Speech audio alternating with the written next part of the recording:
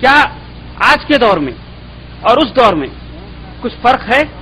तो जी हाँ, फर्क है, क्योंकि दुनिया के अंदर कुछ ऐसे हिस्सों में अल्लाह के बंदे हैं जो अपने मालिक को हकीकतन तौर पे पहचानते हैं, जिसे हम मुसलमान कहते हैं।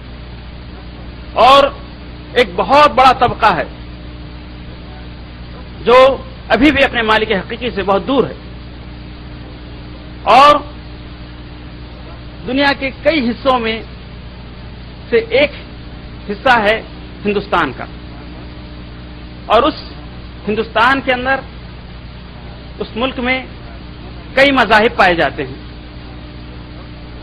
बहुत सारे मजहबों का जमा है वहां पर, एक मुरक्कबा है जहां पर आपको हिंदू, बौद्ध, जैन, आर्याई, सिख, ईसाई और ब्राह्मण, क्षत्रिय, वैश्य, शूद्र, ये हिंदू धर्म की अलग अलग शाखाएं और बहुत सारे मजहब मिलेंगे। कई जबानों के जानने वाले लोग वहां पर मिलेंगे, लेकिन उनमें सबसे ज्यादा बड़ी तादाद है हिंदू भाइयों की। और वो हिंदू भाइयों की तादाद ऐसी है और उनके माबूद ऐसे हैं कि सबसे पहली बात को हिंदू धर्म का डेफिनेशन और उसकी तशरीह करने के लिए मुझे अल्फाज नहीं मिल रहे हैं कि मैं कहां से शुरू करूं हिंदू धर्म को। ये एक ऐसा मजहब है कि कहां से शुरुआत की जाए, कहां पर इसका इख्तिताम हो, ये बात अभी तक तय नहीं हो पाई है। हर मजहब की, हर धर्म की एक तारीख मिलती है। ये मजहब कब पैदा हुआ, कब से ये शुरू हुआ, इस दुनिया के अंदर कब ये वजूद में आया। लेकिन एक ये धर्म है हिंदू धर्म जिसकी दुनिया के अंदर वजूद में आने की कोई तारीख नहीं मिलती, सही कोई तारीख नहीं है। और इस धर्म के कौन पैगंबर हैं, कौन इस धर्म को आगे, इस धर्म का प्रचार किया, आज तक ये भी कोई तय नहीं हो पाया। इस धर्म की मुकद्दस कितनी किताबें हैं? यूं तो लोग कहेंगे कि 4 किताबें हैं, ऋग्वेद, यजुर्वेद, सामवेद, अथर्ववेद। लेकिन इसके अलावा और भी कई ऐसी 100 किताबें हैं जो इस धर्म का एक जुज है। उनका राइटर कौन है, उनका लेखक कौन है, किसने इस किताबों को लिखा है, और इसका चलन मजहब का एक हिस्सा कैसे बन गया। जैसा कि मेरा टॉपिक है इस्लाम हिंदू धर्म की मुकद्दस किताबों में, मैं ज्यादा वक्त न लेते हुए अपने असल मौजू की तरफ आऊंगा। और मैं ज्यादातर ये कोशिश करूंगा कि मैं ज्यादा तफसील नहीं बताऊंगा, सिर्फ क्योंकि वक्त मेरे पास बहुत कम है, सिर्फ श्लोकों के अंदर ही आपको सारी तफसीलात मालूम हो जाएगी इंशाअल्लाह ताला। मैं हिंदू धर्म की मुकद्दस किताबों से तौहीद और अल्लाह के रसूल सल्लल्लाहु अलैहि वसल्लम की आमद और इसके आगे मजीद बहुत सी बातें का वजाहत करने के लिए कोशिश करूंगा इंशाअल्लाह ताला। सबसे पहले हिंदू धर्म की जो किताबें हैं, ऋग्वेद, यजुर्वेद, सामवेद, अथर्ववेद, ये किताबें सबसे अहम मुकाम रखती हैं। और इसके बाद रामायण, महाभारत, श्रीमद् भगवत गीता जिसे कहते हैं, ये 2 किताबें फिर उसके बाद मजहब के अंदर एक अहम मुकाम रखती हैं। उसके बाद हर भगवान की जिंदगी के बारे में एक किताब लिखी गई जिसे कहते हैं पुराण। 18 पुराण हैं और उपनिषद है। उसका एक हिस्सा है भविष्य पुराण, आने वाले जन्म के बारे, आने वाले युग के बारे में, फ्यूचर के बारे में, उसके अंदर बहुत कुछ लिखा हुआ है। तो भविष्य पुराण ये वेदों का एक बहुत बड़ा हिस्सा है। भविष्य के बारे में जो कुछ भी कहा गया है वेदों के अंदर, ये पूरा का पूरा भविष्य पुराण में जमा कर दिया गया है। महर्षि वेदव्यास ने जब वेदास लिखे तो उस वक्त लिखने के वक्त जो हालात थे वो तमाम के तमाम डिटेल्स मैं इससे पहले दे चुका हूं। लेकिन आज मैं सिर्फ वो बातें आपके सामने रखने जा रहा हूं जो उनकी इबादत से ताल्लुक रखती है। वो किस माबूद को मानते हैं, किस तरह से ये माबूद को माना जाता है, क्या इन चीजों का हुक्म उनकी किताबें में है या नहीं। सबसे पहले जिस तरह से हम लोग कलमा पढ़ते हैं बहैसियत मुसलमान, ला इलाहा इल्लल्लाह मुहम्मद रसूलुल्लाह, हम ये इकरार करते हैं कि इस दुनिया का मालिक और खालिक, हाकिम, सुल्तान, मालिक कोई नहीं है सिवाय अल्लाह के, और वही इस कायनात का खालिक है, उसके सिवा कोई नहीं है, और वही इलाह है जिसकी हम इबादत करते हैं। इबादत के लायक अगर कोई है तो वो सिर्फ अल्लाह है, उसके सिवा कोई नहीं। हिंदू धर्म में भी इसका इकरार किया जाता है। कैसे? एके ब्रह्मम द्वम नास्ति ही किंचम नास्ति ही व आस्ति ही नास्ति ही नास्ति ही नास्ति। ऋग्वेद के अंदर सबसे पहले महर्षि वेदव्यास ने यह श्लोक लिखा कि एक ही ईश्वर है जिसकी इबादत और जिसकी परस्तिश की जाए, जो इलाह है, मालिक है, सुल्तान है, हाकिम है, और उसके सिवा कोई पूजा पाठ के लायक नहीं है, और नहीं है, नहीं है, नहीं है, बल्कि कभी नहीं है। चलिए, ये इकरार वेदों से आता है, यह हो गया कलमा। अब आगे आते हैं, ये इकरार करने के बाद वो इस इकरार से किस तरह से आगे हट जाते हैं। सबसे पहले अल्लाह रब्बुल आलमीन की वहदानियत, एक इलाह होने का सर्वदेव पूजनम के अंदर महर्षि वेदव्यास ने लिखा, मंगलम भगवान विष्णु मंगलम पुंडरीकाक्षो मंगलाय तनुहरि। मंगलम भगवान विष्णु मंगलम पुंडरी मंगलाय तनुहरि। मंगलम कि मंगलम भगवान विष्णु, ये वह ईश्वर जो सारे संसार को बनाया। विश्व धन इष्णु, विश्व यानी संसार, इष्णु यानी इस संसार का पैदा करने वाला, अपने अंदर अर्जित करने वाला, वह विष्णु, और इस विश्व की रक्षा करने वाला वह एक महान ईश्वर है जो मंगल है, यानी कि जिसे कहते हैं हम सुभान, पाक है वो जात। मंगल, मंगलम भगवान विष्णु मंगलम गरुड़ध्वजा। और वही ईश्वर है जो इंसानों के लिए एक ज्ञानी को, एक महर्षि को उनके लिए भेज देता है कि वो उन्हें ज्ञान दे। मंगलम गरुड़ध्वजा मंगलम पुंडरीकाक्षो मंगलाय तनुहरि। और वह पाक जात बड़ी ही मंगल है। मंगल कहते हैं पाक को, सुहावने को, खूबसूरत को कहते हैं। तो वह ईश्वर की एक सिफात है, अल्लाह की एक सिफात है, मंगलाय तनुहरि। बस वह ईश्वर जो लोगों के लिए हमेशा अच्छा ही सोचता है। उसके बाद सूरह फातिहा, कुरान के अंदर जब हम कुरान खोलते हैं तो सबसे पहली सूरत है सूरतुल फातिहा, यानी कुरान को खोलने वाली सूरत। क्या हिंदू धर्म में सूरह फातिहा है? वहां भी एक सूरह फातिहा, लेकिन उसका नाम है गायत्री मंत्र। गायत्री का मतलब क्या होता, पहले ये बता दूं, उसके बाद सूरह फातिहा बता दूं। गायत्री, गायत्री के मतलब होते हैं अपने ईश्वर की प्रशंसा करने वाला और अपने ईश्वर की भक्ति करने वाला मंत्र, इसे कहते हैं गायत्री, जिसे तोड़ करके गायत्री बना दिया गया। हिंदी में गायत्री, लेकिन संस्कृत में गायधन आयत्री। अब वो गायत्री मंत्र आपके सामने मैं पढ़ रहा हूं। यह है सूरह फातिहा। ओम भूर्भुवः स्वः तत्सवितुर्वरेण्यं भर्गो देवस्य धीमहि धियो यो नः प्रचोदयात्। ये गायत्री मंत्र है।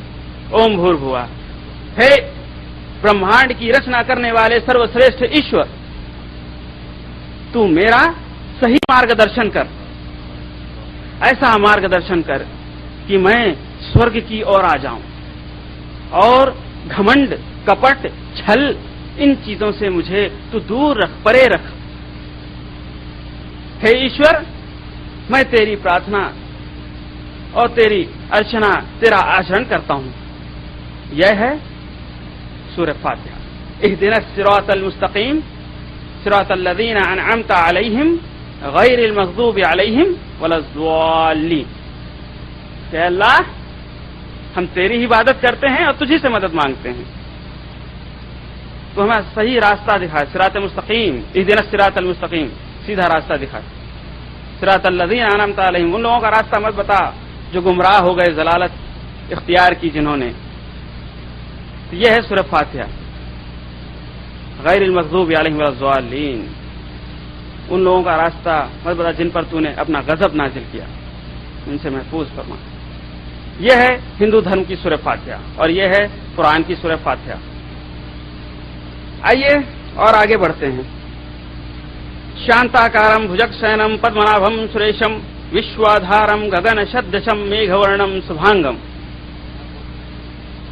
शांताकारम, ऐ ईश्वर, तूने इस ब्रह्मांड की रचना की, बड़ा ही शांत स्वभाव का है तू। यानी अल्लाह ऐसा मालिक है कि अगर उसका बंदा कोई गुनाह करता है तो उसे फौरी अजाब नहीं देता, उसे फौरी सजा नहीं देता,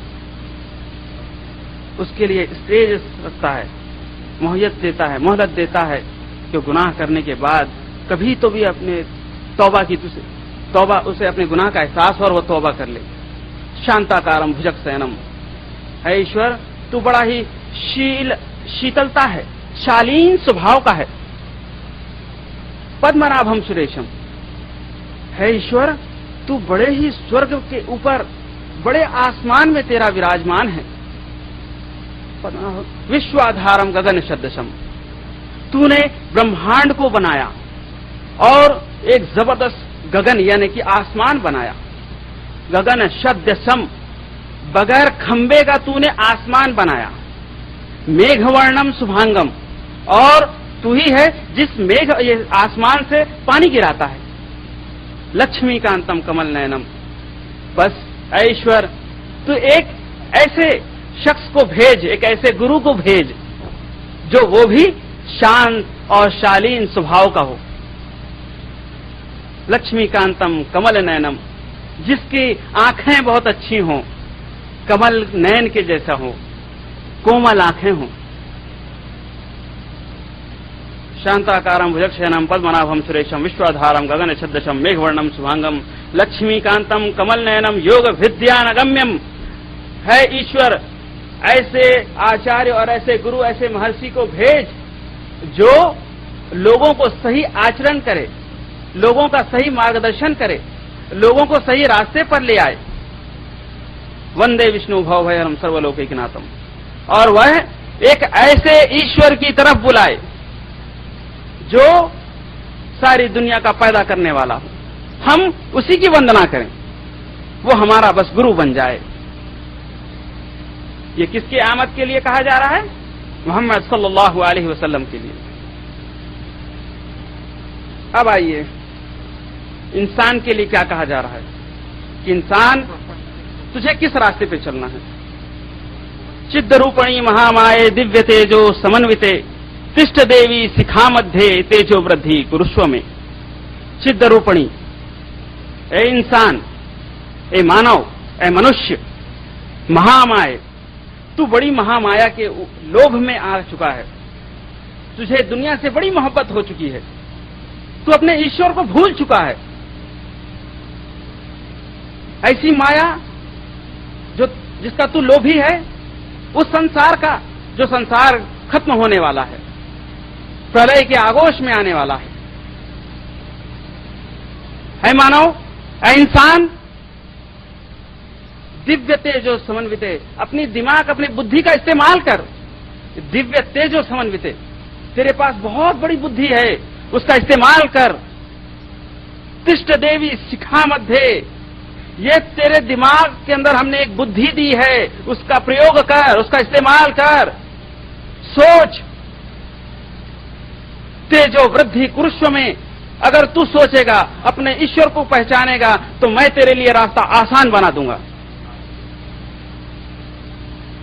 बस सोचने और गौर और फिक्र करने की बात है। ये क्या, कौन कह रहा है? महर्षि वेदव्यास कह रहे हैं अपने भविष्य पुराण के अंदर। आइए इसके आगे चलते हैं। सर्वदेव पूजनम का श्लोक अध्याय नंबर 2 और श्लोक नंबर 4, ऋग्वेद का मंत्रा नंबर 57, श्लोक नंबर 7। अब तक मैंने जो श्लोक पढ़े हैं, भगवत गीता 10वां श्लोक, 10वें अध्याय का 3रा श्लोक अब पढ़ने जा रहा हूं। यो माम जन्मादिम चावेत्ति लोक महेश्वरम असम मूढ़ा साम्रत्येषु सर्व पापैः प्रमुच्यते। ऐ मानव, जब तेरे पास एक ऐसा गुरु आएगा तो वो ऐसे ईश्वर का प्रचार करेगा जो कभी जन्म नहीं लिया।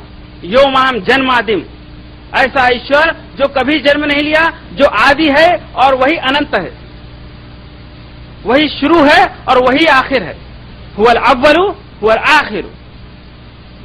यो माम जन्मादिम चा वेत्ति लोक महेश्वरम, और वही ईश्वर है जो सारे संसार का एक ही मालिक है। लोक महेश्वरम, लोक सृष्टि, संसार, एक यानी एक, महा ईश्वरम सबसे बड़ा खुदा। असम्मूढ़ा साम्रत्येषु सर्व पापैः प्रमुच्यते, वह ईश्वर जिसे कभी मौत आने वाली नहीं है, जो कभी मृत्यु के आगोश में नहीं आने वाला है, जिसका जीवन हमेशा हमेशा है। वो कैसा जीता है, कैसा रहता है, वो बेहतर जानता है। सर्व पापैः प्रमुच्यते। बस ऐ मानव, ऐ इंसान, वो अपने ईश्वर को पहचान और उसकी भक्ति कर, तेरे सारे के सारे पाप धुल जाएंगे। सर्व पापैः प्रमुच्यते, तेरे सारे के सारे पाप धुल जाएंगे। ये एक इंसान से कहा जा रहा है, वह इंसान जो दुनिया का लोभी है, लालची है, माया और काया के आगे पीछे भागता है, जिसने अपने जीवन में अपने ईश्वर को एक उम्र आने तक नहीं पहचान पाया, उसके लिए कहा जा रहा है। वह इंसान जो बुद्धि रखता है, जो दिमाग रखता है, वह इंसान जो एक अच्छा और बुरा सोच सकता है, वह इंसान जो दुनिया के मामले में सबसे आगे आगे होता है, लेकिन जब अपने ईश्वर को पहचानने का मामला आता है तो सैकड़ों साल पीछे चला जाता है। जीवन उसे गुजारना होता है आगे, और वह अपने ईश्वर का जब मामला आता है, अपने ईश्वर की भक्ति करने का, उसे पहचानने का जो मामला आता है, तो सैकड़ों साल पीछे चला जाता है। आदम अलैहिस्सलाम से लेकर के हुजूर अकरम सल्लल्लाहु अलैहि वसल्लम तक, अब तक जितने भी अंबिया इकराम आए, रिवायतों के अंदर 1,24,000 अंबियाओं का जिक्र है। वो अंबिया इकराम जो तौहीद की दावत लेकर आए, क़ूलू ला इलाहा इल्लल्लाह तुफ्लिहून कहा उन्होंने कि एक अल्लाह का इक़रार करोगे तो कामयाब हो जाओगे। ये है दीन अंबियाई। अंबिया अलैहिस्सलाम का एक ही मिशन था कि सारी दुनिया के लोगों को एक अल्लाह की तरफ उन्होंने दावत दिया, एक अल्लाह की तरफ बुलाया, बातिल माबूदों से लोगों को बाज आने के लिए कहा। यह था दीन अंबियाई, दीन इलाह। लेकिन हमेशा इसकी आड़ बनी है दीन आबाई, माँ बाप का दीन। माँ बाप जिस रविश पर चले हम भी वैसा ही करेंगे, हमारे पूर्वजों ने जो किया हम भी वही करेंगे। हमारे पूर्वजों के पास बैलगाड़ी थी, लेकिन आज हमारे पास कार है। हमारे पूर्वजों के पास करंट नहीं था, बिजली नहीं थी, लेकिन आज हम उसका इस्तेमाल कर रहे हैं। साहिब दुनिया मारूफा, दुनिया के मामले में बहुत होशियार हैं, लेकिन जब ईश्वर का मामला आता है, अपने मालिक और अपने खालिक को पहचानने का मामला आता है, तो वो पीछे चला जाता है, बहुत पीछे चला जाता है। और यही आड़ बनता है दीन अंबियाई के रास्ते पर, कि अंबियाओं का दीन जब आगे बढ़ा है तो दीन आबाई आके उसकी आड़ में आ गया। वेदों ने चीख चीख के कहा कि एक ईश्वर की इबादत करो, एक ईश्वर को पहचानो। तुम्हें समझाने वाला, तुम्हें बताने वाला एक गुरु आएगा। महामदामी पुरुषामी विशेषताम, एक इंसान आएगा जो तमाम इंसानों में सबसे अच्छा होगा, विशेष होगा, तमाम इंसानों में सबसे अच्छे अखलाक वाला होगा। उसका नाम मोहम्मद होगा। जन्मम मरुस्थलम, कि वह मरुस्थल रेगिस्तान के इलाके में पैदा होगा। लिंग करते हम सुन्नत इब्राहिमी पर अमल किया हुआ होगा और वह संसार को एक ईश्वर की ओर बुलाएगा और वह उस ईश्वर की भक्ति करेगा जो निराकार है। अहम ईश्वरम निराकारे सर्वशक्तिमान अजन्मे अहम प्रमुच्यते, कि वह ईश्वर जो निराकार है, जिसका कोई आकार नहीं, जो सर्वशक्तिमान है, जो कभी जन्म नहीं लिया किसी से, ना किसी को जन्म दिया। जन्म देना और बनाना, इन दोनों में बहुत फर्क है, बहुत अंतर है। एक होता है जन्म देना, जो हमें अपनी मां ने दिया। एक औरत और एक मर्द से जो आदमी जन्म लेता है वह कहलाता है पैदा होना, पैदाइश। और बनाना वो अपने हाथ से होता है। किसी चीज को मैं बनाऊं लेकिन मैंने उसे जन्म नहीं दिया। तो अल्लाह ने हमें बनाया है, वो हमारा खालिक है, लेकिन जन्मदाता नहीं है। लेकिन आज हमारे वेदों के अंदर और हमारे पुराणों के अंदर इतनी सच्चाई को इतनी हद तक जो है नीचे रख दिया गया है कि आज सच्चाई चीख करके ऊपर आना चाहती है, लेकिन उसे लाया नहीं जाता या लाने नहीं दिया जाता।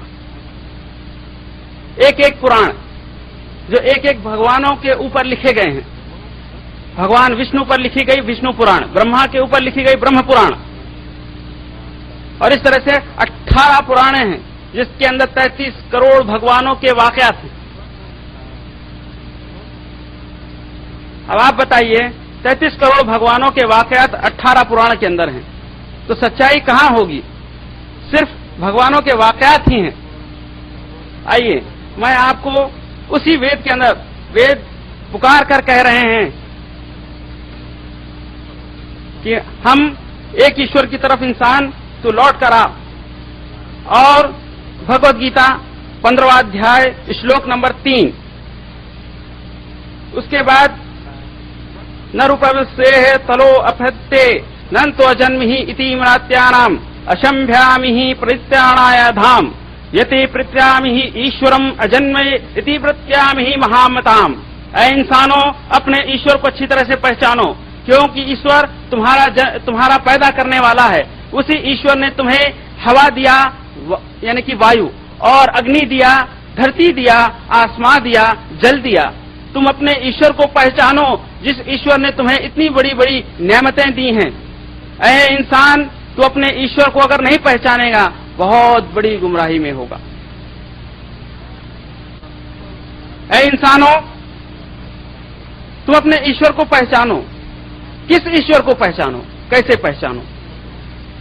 अहम ईश्वरम प्रदस्यामि ही अर्वम निवासाते है अर्वम मरुस्थले निवास्यामि ही महामदाम।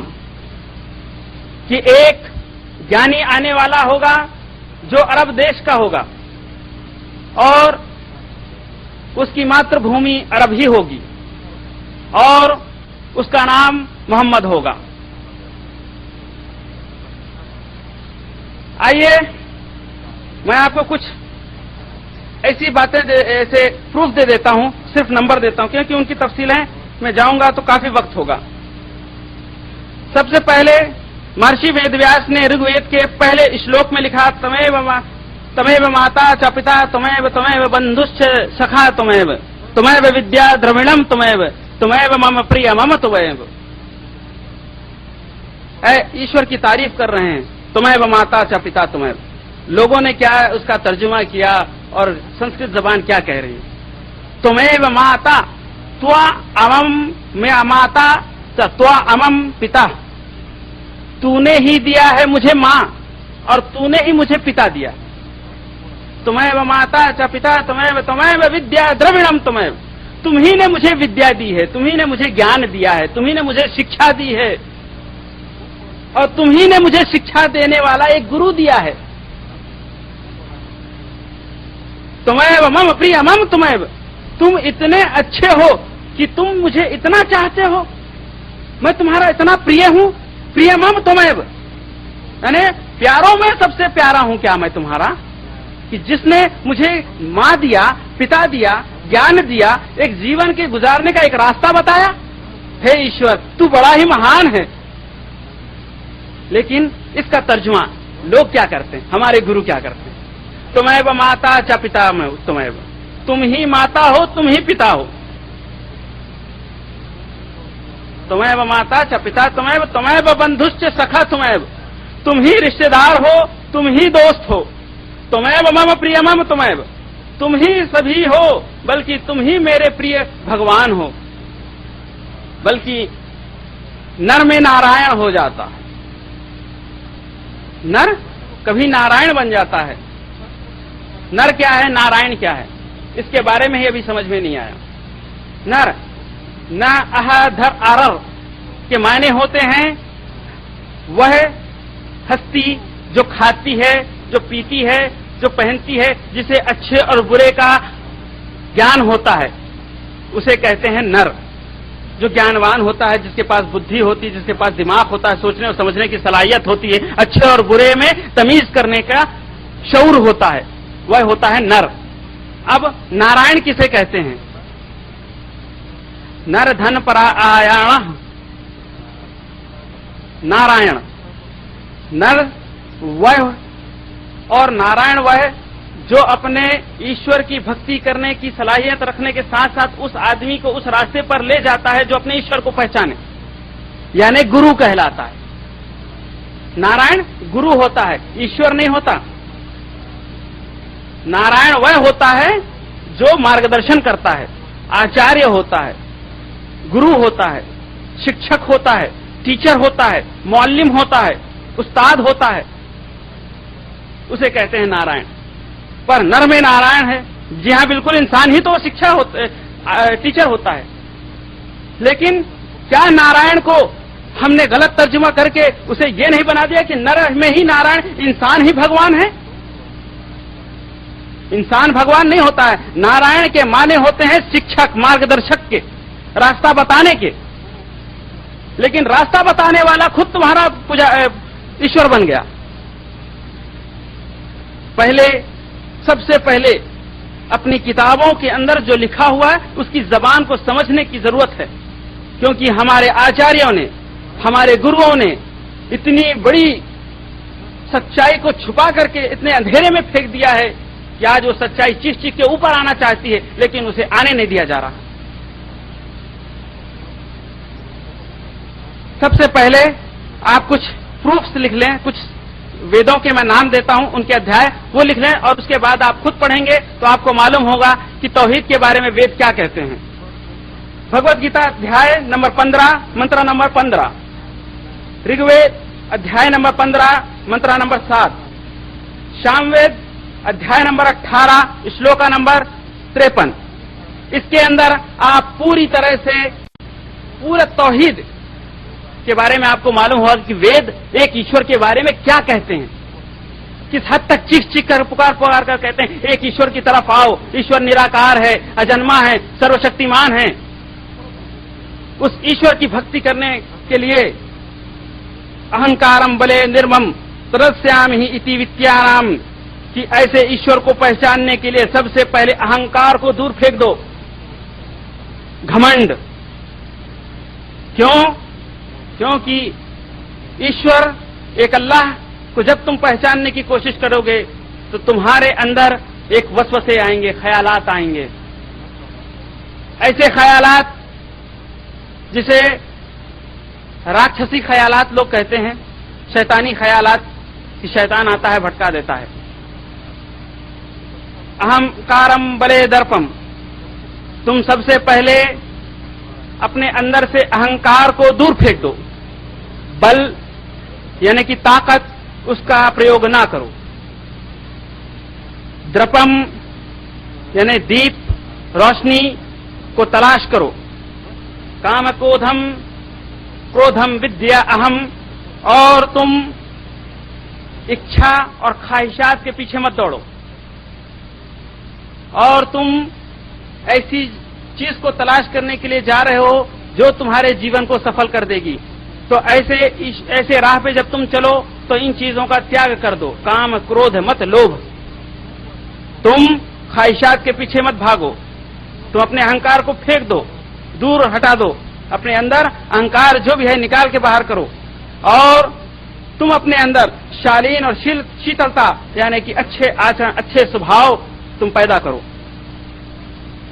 ये तो हो गया ऋग्वेद के उस श्लोक का जिसका अध्याय नंबर 45 है और मंत्र नंबर 5, श्लोक नंबर 27। अथर्ववेद अध्याय नंबर 187 और मंत्र नंबर 99 और श्लोक नंबर 11 से 13 है। आइए, ईश्वर का प्रकार, ईश्वर किस प्रकार का है, हम उसके बारे में जानते हैं कि वेद ईश्वर का क्या प्रकार दे रहे हैं। ईश्वर किस प्रकार का है? उसके हाथ पे चक्र है, या उसके हाथ पे गदा है, या उसके हाथ पे तलवार है, या वह त्रिलोक है, उसके पास 3 आंख है? क्या वह ईश्वर है जो कमल के फूल पे बैठा हुआ है, या वह ईश्वर है जो शेषनाग की शैया पे बैठा हुआ है? आइए हम देखते हैं वेदों के रोशनी में। प्रथमः ग्रामम ईश्वरीय संस्थापिते भक्ति मोहम विश्वरूपेण अधिकार्यते ऐश्वर्यमाक्षम वृद्धि फलिकार्यते भक्ति मनन चित्त निराकार्यते अति ईश्वरम अजन्मम नास्ति ही शक्ति अर्जितम परमस्यामि परम शक्ति रूपेण शक्ति विराजे ईश्वर प्रकाशयामि ही। कि ईश्वर वह है जो प्रकाश है, रोशनी है। ईश्वर प्रकाश है।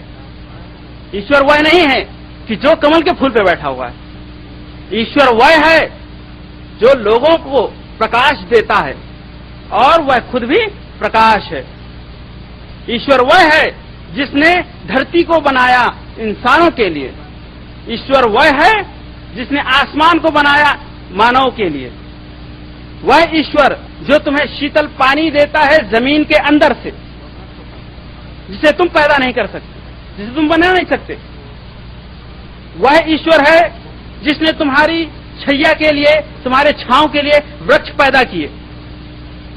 वह ईश्वर है जिससे तुम शीतल ठंडी छांव लेते हो। वह ईश्वर ने बनाया है तुम्हारे लिए।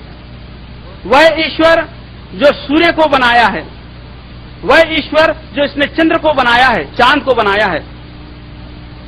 सूर्य देव सहस्त्रांशो तेजुरासे जगतपते अनुकंपाय माम भक्त्या ग्रहणार्धय दिवाकर। सूर्य देव, लोग कहते हैं सूरज देव है, लेकिन सूर्य खुद क्या कह रहा है? ये सूरज के बारे में महर्षि वेदव्यास के अपने ख्याल हैं। उन्होंने एक श्लोक लिखा जिसे कहते हैं सूर्य देव ग्रामम, सूर्य देव परिस्थानायाम।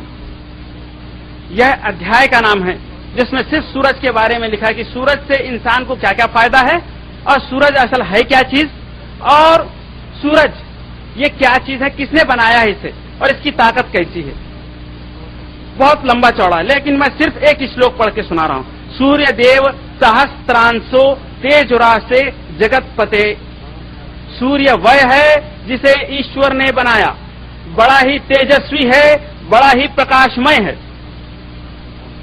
तेजुरासे जगतपते, जो सारे संसार को, सारे जगत को रोशन कर देता है, प्रकाश देता है। अनुकंपाय माम भक्त्या ग्रहणार्धय दिवाकर। ग्रहणार्धय दिवाकर, दिवाकर कहते हैं ऐसे ईश्वर को जो ईश्वर कभी दिखाई नहीं देता। ग्रहणार्ध भक्तया नाम। पहले चीज ये देखें कि अल्फाज पर गौर करें। फिर से एक बार पढ़ता हूं। सूर्य देव सहस्त्रांशो तेजुरासे जगतपते अनुकंपाय माम भक्त्या। सूरज यहाँ पर भक्ति कर रहा है। सूरज अपने ईश्वर की भक्ति कर रहा है। कैसे ईश्वर की भक्ति कर रहा है? ग्रहणार्धय दिवाकर, जो ईश्वर दिखाई नहीं दे रहा है।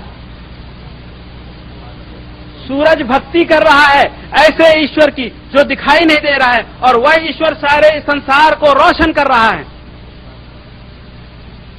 अब आप बताइए, सूरज एक ईश्वर की भक्ति कर रहा है और इंसान सूरज की भक्ति कर रहे हैं।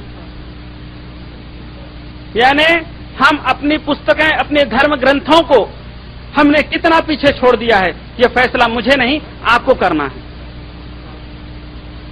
आप सोचें कि आज हमारी धर्म ग्रंथें क्या कह रही हैं। हमारे लिए एक गुरु आया है। गुरु कौन है? गुरुर ब्रह्मा गुरुर विष्णु गुरुरैव महेश्वरा गुरुरैव साक्षात परब्रह्म तस्मै श्री गुरुवै नमः। गुरु वह है जिसने हमें एक ईश्वर को पहचानने के लिए मार्गदर्शन बना। गुरु वह है जिसने हमें, दुनिया को किसने पैदा किया, उससे हमें उसका ताल्लुक वो समझाया उसने हमें। गुरु विष्णु, गुरु वह है जो इस दुनिया की, संसार की जो हिफाजत कर रहा है उसके बारे में बताया।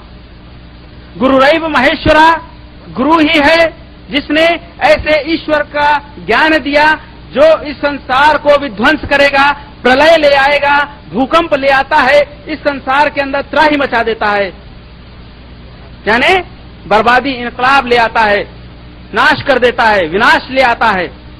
वो गुरु ही है जिसने इस ईश्वर के बारे में हमें बताया। गुरुरैव साक्षात पार ब्रह्म तस्मै श्री गुरुवे नमः। और गुरु ही है जिसने हमें यह ज्ञान दिया कि हम अपने एक ईश्वर को पहचाने। गुरु ने एक ईश्वर का ज्ञान दिया है, लेकिन इसका इस तर्जुमा या इसका ट्रांसलेशन, इसका अनुवाद क्या होता है? गुरु ही ब्रह्मा है, गुरु ही विष्णु है, गुरु ही महेश है, गुरु ही साक्षात ब्रह्मा है और गुरु ही सबसे बड़ा भगवान है। अब आप बताएं, गुरु जो इंसान होता है, जो सारे इंसान को एक रास्ता बताता है, वो सबसे बड़ा भगवान कैसे हो गया? आइए थोड़ा सा अब यहां से हम आगे बढ़ते हैं, जहां पर सिर्फ अब वेदास मोहम्मद सल्लल्लाहु अलैहि वसल्लम के बारे में क्या कहते हैं। सबसे पहले आज तक हमने सिर्फ 4 या 5 नाम आप लोगों को बताए, लेकिन आज हम आपको ऐसे 10 से भी ज्यादा नाम बताते हैं जो वेदों के अंदर मोहम्मद सल्लल्लाहु अलैहि वसल्लम का नाम है। एक है महामद, एक है महामदाम, महामदामी, और एक है अहमद, अहमदाम, अहम्यामी, नराशंस, सुक्षव, सर्व अन्ना, अहमेद, अहमदही, अंतिम अवतारम, जगतपति, समुद्र दूतम, अरबम प्रत्याति, यानी अरब की ओर आने वाला, व्रतधारी, रोजा रखने वाला। तकरीबन ऐसे 15 नाम हैं जो वेदों के अंदर आए हैं। आइए हम उन नामों के साथ श्लोक पढ़ेंगे। संग्राम पुराण, ये ऋग्वेद का एक हिस्सा है और इस संग्राम पुराण के अंदर लिखा हुआ है मोहम्मद सल्लल्लाहु अलैहि वसल्लम की आमद की पूरी निशानियां इस संग्राम पुराण के अंदर है।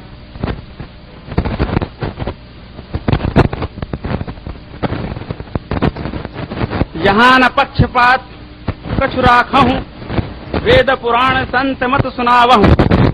महर्षि वेदव्यास कहते हैं कि मैं तुम्हें वो बातें बता रहा हूं जो आज से पहले कई संतों ने मुझे सुनाई।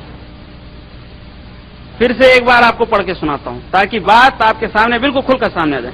यहाँ न पक्षपातम कछु राखहूं, वेद पुराण सत्संग सुनावहूं। मैं तुम्हारे सामने वही बात रख रहा हूं जो मुझे इससे पहले पुराने गुरुओं ने बताया है और वो बहुत ही सच्ची बात है। सवंत विक्रम दो सुनंगा, मखदह को नस चपुत चतर प्रसंगा, कि वह अंधेरे को दूर करने वाला एक मानव में विशेष मानव आने वाला है। वह बड़ा ही प्रमुख होगा, बड़ा ही विश्व का प्रसिद्ध होगा और उसके 4 साथी होंगे। राजनीति ही भग प्रीति दिखावे, आपत मत सबका समझावे। वह जब आएगा तो लोगों को राजनीति यानी कि सियासत भी सिखाएगा, क्योंकि पहले धर्म के अंदर, वेदों के अंदर सबसे ज्यादा सियासत का बहुत बड़ा मुकाम है। तो सवंत विक्रम दो सुनंगा, आथे नस चतुर पतंगा, आपत मत सबका समझावे। वह ईश्वर का, एक ईश्वर का वह मत लेकर आएगा। मत कहते हैं मजहब को, धर्म को। तो वह एक ईश्वर का धर्म ले आएगा और वह एक ईश्वर का धर्म लोगों को समझाएगा और वह लोगों के समक्ष राजनैतिक की बातें बताएगा जो सियासत से ताल्लुक रखेंगी। सुरन चतुर सुदर सचचारी, तिनको वंश वयो अति भारी। वह ऐसे बड़े खानदान में पैदा होंगे जिनका खानदान बहुत ही मशहूर होगा, बड़ा इज्जत वाला होगा, और वह सभी को अंधकार से रोशनी की ओर ले आएंगे। वह सारे संसार के अंदर का अंधकार दूर करेंगे, और जिनके 4 साथी होंगे। तब तक सुंदर मद की मोया, बिना महामद पारन होया। हर सुंदर निर्माण कधेई, तुलसी वचन सत्य सच होई। ये तुलसीदास के दोहे हैं कि महर्षि वेदव्यास के श्लोकों को तुलसीदास ने चौपाइयों में लिखा है।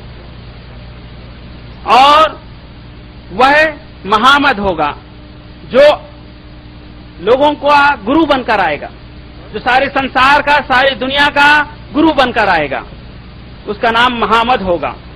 वह रेगिस्तान के एक छोटे से जगह पर वो आएगा और वह चारों ओर घूमेगा, धरती पर फिरेगा, जहां जहां लोग अंधकार में डूबे हुए होंगे, लोगों को अंधकार से रोशनी की तरफ ले आएगा।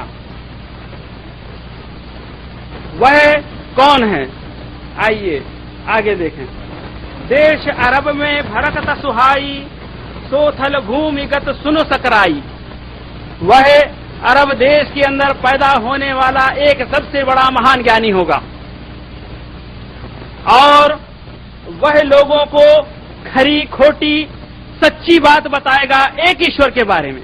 यानी जहां कहीं भी ईश्वर का मामला आएगा, वह कोई झूठ नहीं बोलेगा, बल्कि सीधा और सख्त सुनाएगा कि देखो, ये ईश्वर की तरफ आओ। जिन मूर्तियों की तुम परस्तिश कर रहे हो, जिसकी तुम पूजा कर रहे हो, जिन भगवानों की को तुम अपना भगवान मानते हो, झाड़ को, वृक्ष को, पहाड़ को, नदी को, ये तमाम के तमाम भगवान नहीं हैं, ये तमाम के तमाम ईश्वर नहीं हैं, बल्कि वह ईश्वर है जो निराकार है। उस ईश्वर की तरफ वो बुलाएगा। शुद्रम देश समत सोई, महर्षि गुण विराण प्रदक्ष्यम सुख सोई, कि वह ज्ञानी होगा जो लोगों के समक्ष उसे ईश्वर की तरफ से जो ज्ञान आएगा, वही ज्ञान लोगों के सामने वो बांटेगा। वह अपने मुख से, अपनी जबान से, अपनी तरफ से कोई न बोलेगा, बल्कि वो खुद भी एक देवदूत होगा। यानी मोहम्मद साहब अपनी तरफ से कुछ भी नहीं बोलते। वमा यंतिकु अनिल हवा इन हुआ इल्ला वहयुन यूहा, कि वो अपनी तरफ से कुछ भी नहीं बोलते जब तक कि उनके ऊपर वही नहीं आ जाती। वो जो भी कहते हैं वो अल्लाह की तरफ से हुक्म होता है। तो वह महर्षि और ज्ञानी जो अरब में आएगा, जिसका खानदान बहुत बड़ा होगा, वह अपनी तरफ से कुछ भी नहीं बोलेगा, बल्कि वह वही बात कहेगा जो ईश्वरीय देवदूत उसके पास आके कहेगा। आज बहुत से ऐसे 33 करोड़ों में से ऐसे भगवान हैं जिनको हिंदू धर्म के आचार्य देवदूत कहते हैं। वो लोग भगवान मानने के लिए तैयार नहीं है। जिसमें स्वामी विद्यानंद सरस्वती, जो बनारस यूनिवर्सिटी के उस्ताद रहे हैं, वो हमको पढ़ाते थे और जब कहते थे कि ये धर्म के अंदर 33 करोड़ भगवान हैं, मैं इन भगवानों को नहीं मानता, मैं तो सिर्फ उस भगवान को मानता हूं जो मेरे वेद कहते हैं, क्योंकि मैं पढ़ा रहा हूं वेद, और वेद के अंदर 33 करोड़ में से किसी एक भगवान का नाम नहीं है। हमने सवाल किया, आचार्य जी आप खुद पढ़ाते हैं और आप इस तरह से कहते हैं, फिर ये जो संसार में पूजाएं हो रही हैं, अर्चनाएं हो रही हैं, इतने बड़े बड़े महासभाएं हो रहे हैं, ये क्या है? तो कहा, लोगों के अपने मन की शांति है। लोग तलाश कर रहे हैं एक ऐसे रास्ते को जहां पर उन्हें तृप्ति मिले, जहां पर उन्हें कुछ सुकून मिले, जहां पर उन्हें कुछ ऐसा मिले कि जिसके सामने वो झुक करके, हाथ जोड़ करके बहाल ये कहें कि तू हमारा ईश्वर है। अभी तक वो ईश्वर की तलाश में हैं, क्योंकि वेद एक ऐसे आचार्य के आने की खुशखबरी दे रहा है। तो आज भी इंतजार में हैं कि कोई आएगा, वो हमें एक ईश्वर के बारे में बताएगा, हमारे घर से पैदा होगा, लेकिन कब आएगा? वो तो आके चला गया। मोहम्मद सल्लल्लाहु अलैहि वसल्लम का नाम कई बार आया। वेदों के अंदर 60 ऐसे श्लोक हैं, जो मैंने अभी आपके सामने 15 नाम लिए, उन नामों के साथ हैं एक ऋग्वेद के अध्याय 18 मंत्र नंबर 96 और श्लोक नंबर 3, महामृदस्य तई कृतैः कुर्वे अतश्रतामि ही भक्त्यानाम संसार्यते इति प्रदित्यानामि ही भक्ति अथव्यसारता सार्थिके भविष्यतायाम, कि वह मोहम्मद जो लोगों का उद्धार करेगा। यानी ये नहीं है कि उद्धार का मतलब जो लेते हैं कि हाथ पकड़ के लेके सीधा जन्नत चला जाएगा। उद्धार करने का मतलब होता है कि सही रास्ता बताएगा। ऐसा उद्धार नहीं होता है जिसकी तरह से धर्म ग्रंथ के अंदर गुरुओं ने समझाया हो, पंडितों ने जो बताते हैं कि उद्धार का मतलब ये होता है कि तुम गुनाह कर लो, पंडित के पैर पे आके गिर जाओ, तुम्हारा उद्धार हो जाएगा, तुम्हारा कल्याण हो जाएगा, बगैर किसी अमल के तुम जन्नत चले जाओगे। वो उद्धार नहीं, बल्कि मोहम्मद ऐसा उद्धार करेंगे कि जब संसार के गुमराह लोगों को जो अंधकार में है उन्हें प्रकाश की ओर ले आएंगे और एक ईश्वर की भक्ति कराएंगे, और वो खुद एक ईश्वर से डरेंगे, रोएंगे, गिड़गिड़ाएंगे, और वही ईश्वर होगा उनका जो सबसे बड़ा जबरदस्त है। आप देखें कि आज इतने सारे भगवानों की जो लाइन लगी हुई है, ये भगवान क्या दे पाते हैं? कुछ फायदा देते हैं? नहीं, बल्कि ये अपने मन की तृप्ति की खातिर जाते हैं कि इन्हें सुकून चाहिए, इन्हें इत्मीनान चाहिए। बहुत से ऐसे लोग हैं जो मेरे साथ पढ़े और मेरे बहुत बड़े गुरु रहे हैं। वो वेदास पढ़ाते थे, ग्रंथ पढ़ाते थे, लेकिन उनके मन के अंदर कभी तृप्ति मैंने नहीं देखी, कभी उन्हें सुकून से नहीं देखा। क्यों? क्योंकि उनके अंदर एक बहुत बड़ी तलाश थी, ऐसी तलाश जो इस संसार का सच्चा रचयिता हो। उस ईश्वर की तलाश कर रहे हैं जो इस संसार को बनाकर इस संसार के उद्धार के लिए एक अपना शिष्य, अपना एक दूत भेजा है, और वह दूत है मोहम्मद सल्लल्लाहु अलैहि वसल्लम। अहमदस्य निरातारणम तदजन्मि ही अरबम अरब देशाति समुद्रयाय प्रदास्यामि ही, कि मोहम्मद अरब देश में पैदा होगा और वो अरब देश समुद्र के करीब होगा। कहाँ है? ये गंगा नदी है? जी नहीं, बल्कि ये वह अरब देश है जिस पर हम खड़े हैं, जो समुद्र के किनारे है। आइए थोड़ा सा और आगे इसको बात को और अच्छा कर दें। इति मृदस्याम ही जन्मम देवदूतम प्रदस्याम ही वृत्याणाम दैव जन्मम तृस्याम ही तृते अहम प्रदस्याम ही चन्नम प्रदस्याम ही चन्न में अहम प्रदस्याति ही, कि वह देवदूत जिस अरब देश में जन्म लेगा उससे पहले भी बहुत सारे देवदूत उसके आसपास आए हुए होंगे, उससे पहले। और वह देवदूत जो अरब में आएगा वह आखिरी देवदूत होगा। जन्मतयाम ही प्रदस्याम है इति मृदस्याम प्रयातानायाम जन्म आती इति विश्वानाम ईश्वरी पृथक विधा, कि वह ईश्वर जो एक है, जबरदस्त है, वह ईश्वर का ये प्रचारक बनकर आएंगे और सारे संसार को एक सत्य बात बताएंगे, और वह सत्य होगा सत्यताम ही वृत्याम एक ईश्वरम पृथक विधा, कि यह संसार का पैदा करने वाला, बनाने वाला एक जबरदस्त खुदा है, वह एक ही ईश्वर है और कोई नहीं है। इतनी बड़ी सच्चाई, और वेद इस तरह से चीख चीख कर पुकार पुकार कर कह रहे हैं, और ये उन वेदों के अंदर लिखा है जो आज आपको वेद मार्केट के अंदर मिल जाएंगे। ये मैं उस वेद की बात नहीं कर रहा हूं जो वेद आज से 300 साल पहले के बनारस में रखे हुए हैं। ये जितने भी प्रूफ दे रहा हूं मैं, आज आपको मार्केट के अंदर जो वेदास है उनमें मिलेंगे। क्यों? अगर मैं उन वेदास के बारे में बताऊंगा जो मेरे गुरुओं ने पढ़ाया है, तो वो वेदास मार्केट में नहीं है। आपको वो वेदास नहीं मिलेंगे। आपको मैं उन श्लोक और ऐसे श्लोक आपके सामने पढ़ के बताया हूं जो वेदास आप मार्केट से खरीदेंगे और उसे आप रिसर्च कर सकते हैं, तहकीक कर सकते हैं। वो आपको वो श्लोक वहां पर मिल जाएंगे। बल्कि 15 नाम मोहम्मद सल्लल्लाहु अलैहि वसल्लम के जो मैंने बताए हैं, ये नाम भी उनके अंदर मिल जाएंगे।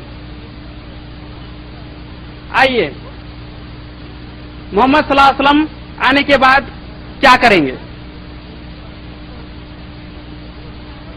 एक ऐसा संदेश लेकर आएंगे जो सारे संसार के लिए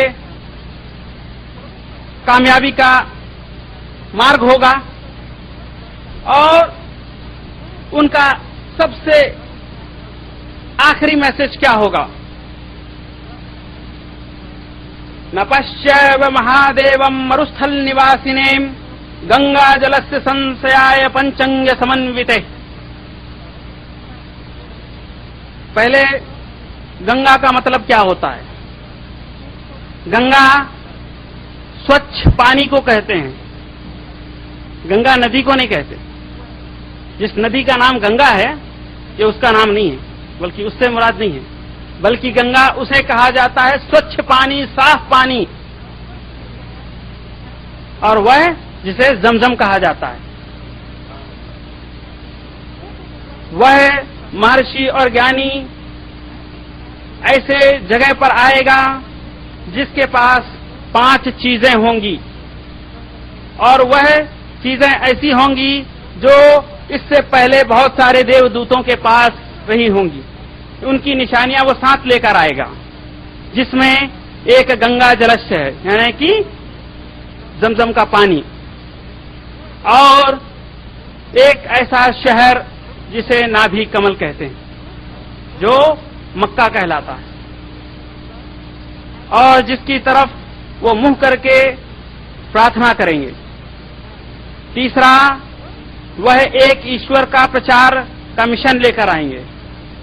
चौथा, वह सुन्नत इब्राहिमी उनके मानने वाले लोग करेंगे। और पांचवा, वह एक ऐसी बात बताएंगे, उनके पास एक ऐसा कानून होगा कि जो जीवन के गुजारने का उसके अंदर पूरा तरीका होगा, यानी एक की पुस्तक होगी, देव पुस्तिका, वह कुरान करीम। ये 5 चीजें उनके पास होंगी। नपश्यैव महादेवम, महादेव यानी कि महागुरु, जो गुरुओं का सबसे बड़ा गुरु है, उसके पास होंगी। मरुस्थल निवासिनेम, कि वह लोगों को उस जगह से बैठ करके सुनाएगा, यानी कि उसका निवास स्थान मरुस्थल होगा, अरब के जगह पर वो होंगे, और वहीं से उनका संदेश संसार में फैलेगा। गंगा जलस्य संसाप्य पंचांग समन्विते, साफ पानी का इस्तेमाल, और वह स्वच्छ पानी जो इससे पहले देवदूतों के पास। दूसरा, चंद्रनादि विरभ्यश्च तुष्टावमानसाहरम नमस्ते गिरिराज मरुस्थल निवासिने। यह 5 चीजें वो देकर ईश्वर से कहेगा, ईश्वर तूने मुझे जो जिम्मेदारी दी थी, मैंने अपनी सारी की सारी जिम्मेदारी तेरे इन मनुष्यों पर मैंने पूरी कर दी। और उस वक्त के मनुष्य होंगे, मानव होंगे, जो वो अपने गुरु की बात पर इस तरह से पीछे दौड़ेंगे जैसे कि एक माँ के पीछे छोटे बच्चे दौड़ते हैं। जैसा एक माँ के पीछे छोटे बच्चे दौड़ते हैं, उस तरह से उनके शिष्य अपने गुरु के पीछे पीछे होंगे और उनकी आज्ञा का पालन करेंगे। ये बातें वेदों से बिल्कुल साफ और स्वच्छ निखार, यानी कि सुनहरे अल्फाज दिखते हैं। ऐसे अल्फाज, ऐसे शब्द ये हैं कि आज हम वेदों के अंधकार के अंदर भी अगर ढूंढें तो ये रोशनी की तरह हमें बताते हैं कि देखो यहां पर रोशनी है। क्या इस रोशनी को हम समझकर, क्या इस रोशनी को हम अपनाने के लिए तैयार हैं? तैयार होना चाहिए। अपने आप से सवाल करें कि हम कितने अंधकार में हैं।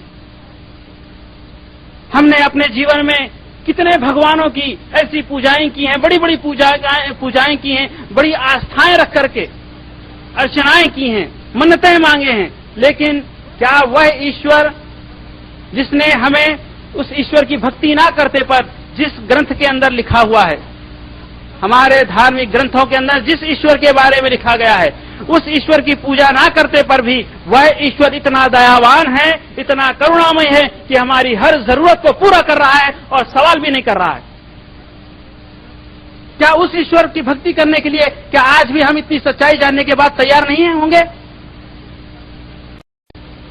ये सवाल अपने आप से करें, क्योंकि सत्यमेव यथार्थे अजयते। महर्षि वेदव्यास कहते हैं धर्म वह होता है और धार्मिक वह लोग होते हैं। धर्म तो वह होता है जिसमें सत्य हो, और धार्मिक वह होता है जो सत्य के साथ चलता है।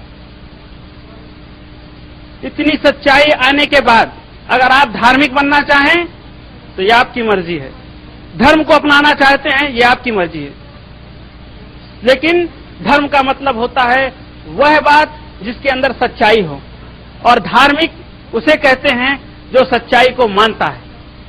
अगर ये सच्चाई है तो इसको मानना होगा। अगर इस सच्चाई को नहीं मानते हैं तो ना हम धार्मिक होंगे, ना हम किसी धर्म के मानने वाले होंगे, बल्कि हम एक सभ्यता, एक कल्चर को मानने वाले होंगे।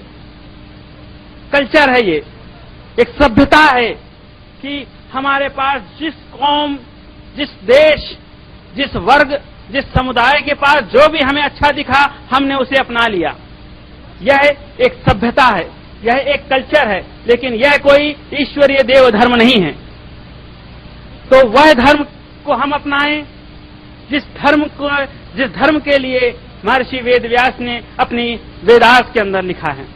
और भविष्य पुराण, यह पुराण यह चेक करके कहती है कि तुम भविष्य के बारे में जो बताते हो, वह भविष्य के बारे में जो तुम बताते हो वह भविष्य काल ही नहीं है, बल्कि तुम हाथों का ज्ञान बताते हो। तुम सितारों के दौड़ते हुए की गति बताते हो, लेकिन ये भविष्य नहीं है जो तुम्हें सितारों से और हाथों से फायदा या नुकसान मिल जाए, बल्कि भविष्य तो वह होता है कि तुम्हें आने वाले अपने जीवन में ऐसे ईश्वर के मानना होगा जो ईश्वर तुम्हें सफल बना दे स्वर्ग के रास्ते पर। चतुर्भृतम प्रदस्यामि देवम विरश्यामि कलिक्षयाम।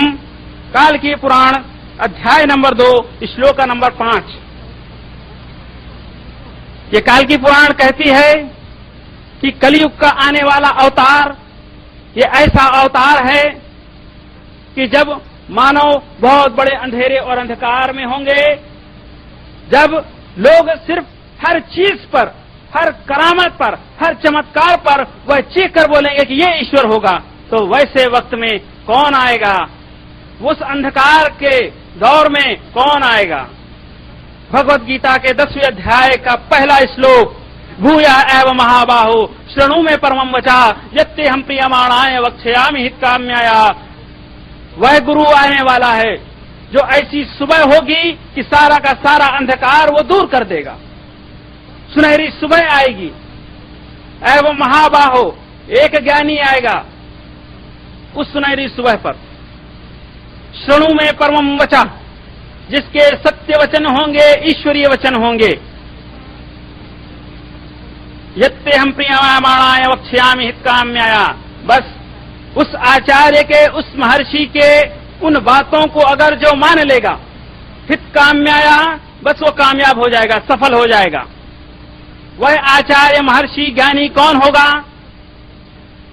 वह नामे विदुः सुरगणः प्रभवं नाम महर्षयः अहमादिर्हि देवानाम महर्षिणाम च सर्वशः।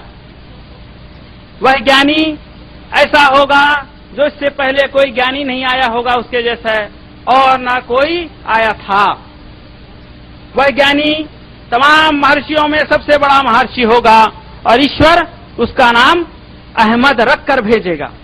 अहमादिर्हि देवानाम महर्षिणाम च सर्वशः।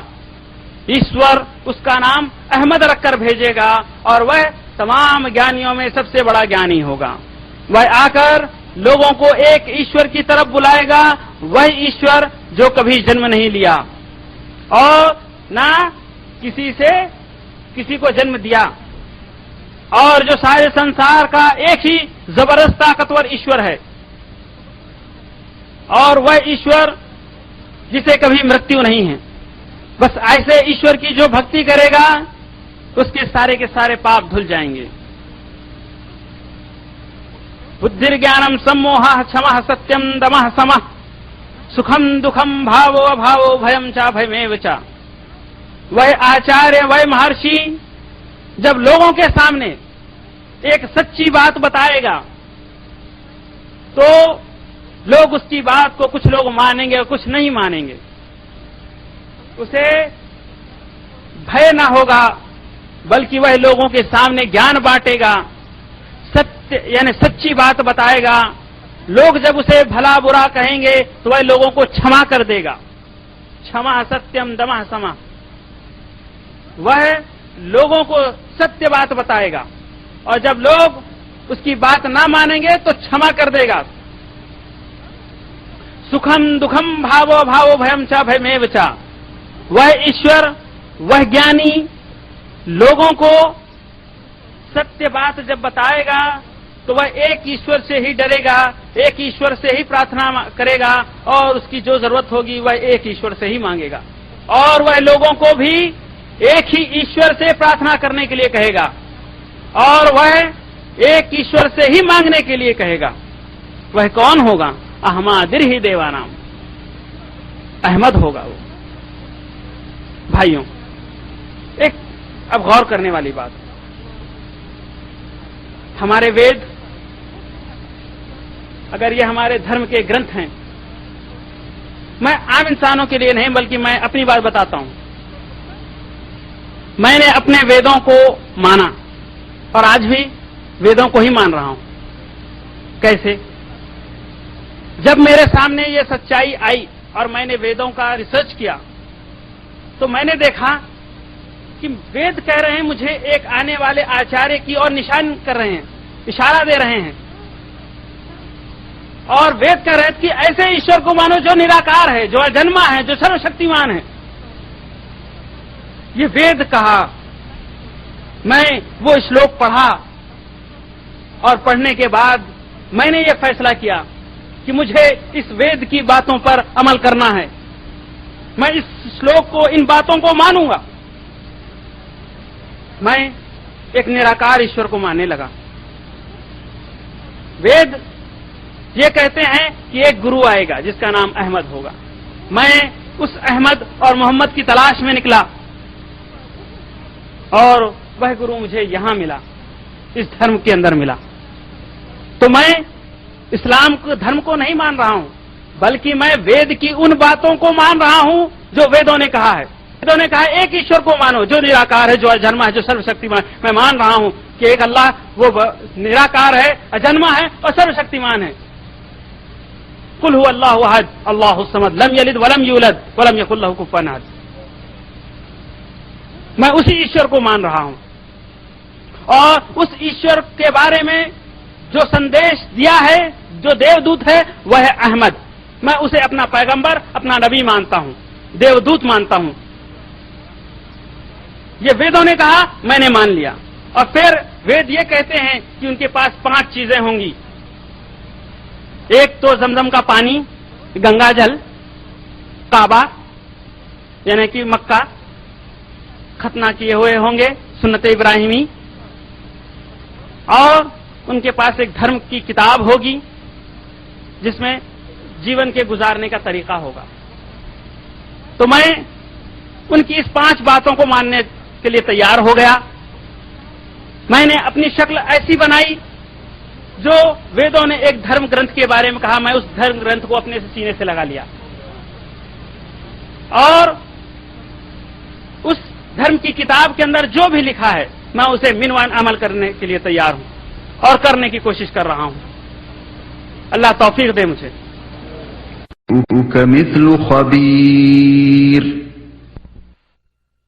कि वेदों ने मुझे कहा कि आने वाले युग में ये किताब होगी, ये धर्म होगा। मैंने पिछली तमाम चीजों को वहीं पर छोड़ दिया और उस नई किताब को और उस धर्म के गुरु को और एक निराकार ईश्वर को मानने लगा। तो मैं कोई गलत नहीं, बल्कि मैं, जो लोग सवाल करते हैं कि क्या धर्म परिवर्तन जरूरी है, जी नहीं, मैंने कोई धर्म परिवर्तन नहीं किया। मैंने अपने मजहब को नहीं बदला, बल्कि मैं वह काम किया हूं जो वेदों ने मुझे आज्ञा दिया। वेदों ने कहा, मैंने वही किया। ये धर्म परिवर्तन नहीं, बल्कि उस धर्म का पालन है, उस किताब का आज्ञा का पालन है। और मैं जब इस किताब को मुझे मानने के लिए कहा गया तो इस किताब में ताहयात तक, जब तक जिंदगी है, इस किताब को ही मैं मानूंगा। क्यों? वेदों ने कहा। इस पर जरा गौर करें कि अगर हम इस सच्चाई को मानते हैं तो हम अपने धर्म की किताबों का आज्ञा का पालन करते हैं।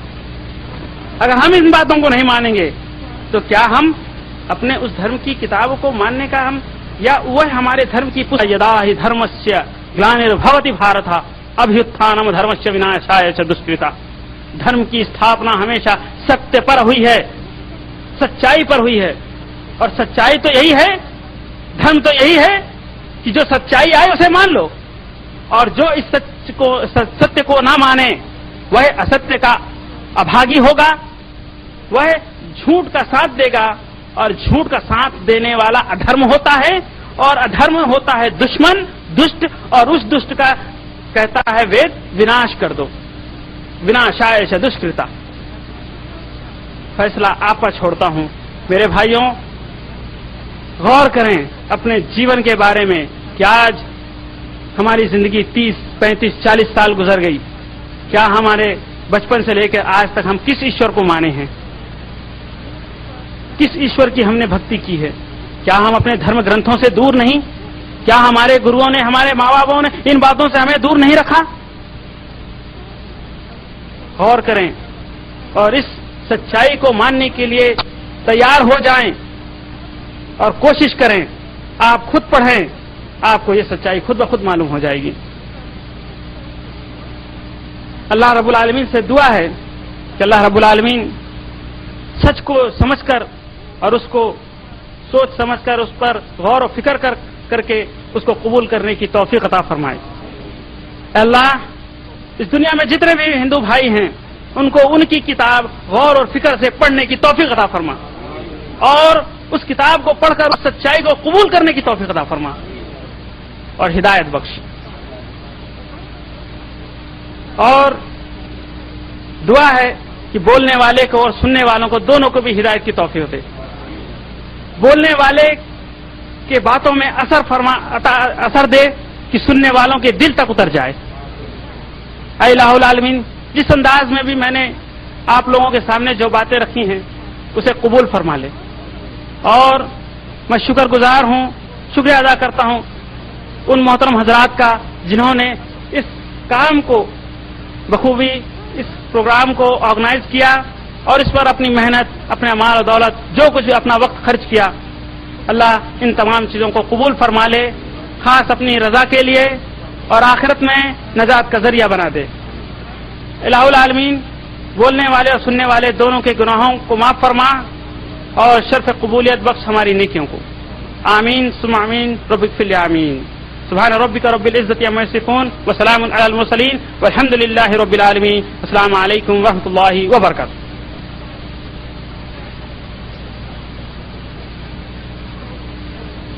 जज़ाकल्लाह भाई अहमद। माशाअल्लाह, इस तकरीर के बाद एक बात साबित हो गई है कि अल्लाह ताला तख्लीक़ इंसान के बाद इसको बगैर हिदायत नहीं छोड़ा, बल्कि किसी न किसी तरीके से हर कौम तक ये हिदायत पहुंची है और यही वो जरिया है जिसकी वजह से उन मुसन्निफों तक जो वेदास लिखे हैं, जो हिंदू किताबें लिखी हैं, उन तक भी ये इत्तला पहुंची और उन्होंने इन किताबों में उनका जिक्र किया। मैं अब दावत देता हूं भाई सैयद मोइनुद्दीन साहब को, वो अंग्रेजी में मुख्तसर सा 7 से 10 मिनट के अंदर अपना खिताब करें। Assalamu alaikum rahmatullahi wa barakatuh. It's absolutely impossible to narrate to you the beautiful lecture with umpteen number of references in 7 or 10 minutes. But I will only very briefly give a few tidbits here and there which are authentic and which are of our interest. Gayatri Mantra. Brother Ahmad made a mention of the Gayatri Mantra. What is that? Who remembers his Ishwar? O Ishwar, lead us to the right path. It's nothing but the translation of the Suratul Fatiha from Ihdina Siratul Mustaqim to the end of it. I need not particularly go ahead with it because you know all about it. And now he made a mention of a very important point, that is, most of the people, I will not exclude Muslims also, I am sorry to say, that some of us, they go without considering the fact, on the basis of what their forefathers had done, from Deen-e Ambiyai to Deen-e Ilahi. And that is the only reason why umpteen number of un-Islamic customs and rituals are prevalent in India, which should be not only done away with, but also should be seriously propagated so that people do not practice that and commit shirk.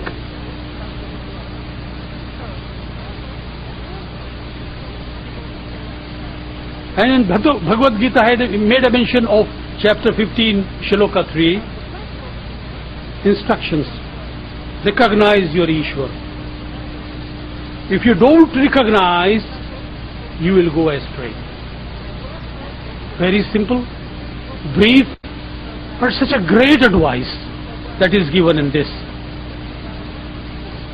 Pious man, a man of wisdom will come, whose name will be Muhammad sallallahu alaihi wasallam.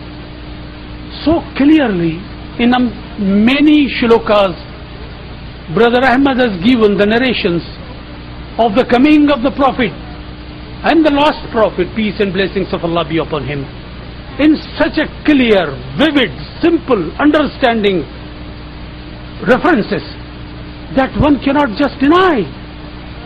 And if one denies in spite of this, one is sure to lead astray. He made a mention of Narayana, how misrepresented and misled is the understanding or propagation of this word by the Hindu preachers. Narayana, as he said very rightly, is the translation, the literary translation is that teacher. And now they have made Ishwar as Narayana. And that is the way they have. And then in Gita, Adhya 15, Mantra 15, he said, to recognize and to know or to have the knowledge of Ishwar, one should not have stubbornness and pride. Should be a seeker of light and should not run after his desires, because desires are those which will mislead a man from the right path. All these are the instructions which we find in the Holy Book, the message of which has been given by the Prophet Muhammad, peace and blessings of Allah be upon him. And he made a mention of Surya Dev. Look at this. Now, the shloka says that the Surya Dev is giving light and praying Allah subhanahu wa ta'ala. Quran also says the same thing, that everything that is in the universe praise the originator, praise the creator of the universe. But the basic point which I feel is that people who have gone astray have committed a blunder only at one point, that they have considered creatures as creators and worshipped it. That is the basic flaw in their understanding. And probably these Purohits and the teachers of Hinduism must have done as it is normally done, even among the Muslims also, some Murshideen and all that. They conduct their business, and then if lest their position will be affected, they try to have a track which is not desirable.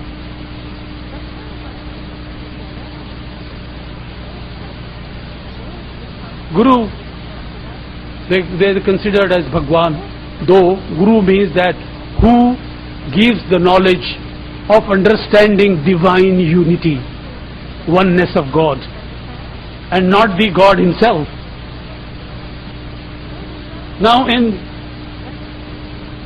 Maharishi Vedvyas, Brother Ahmad made a mention that he learned from the gurus of his yesteryears a very important message, that there will come a preacher who will remove the darkness, bring people from darkness to the light, will teach politics.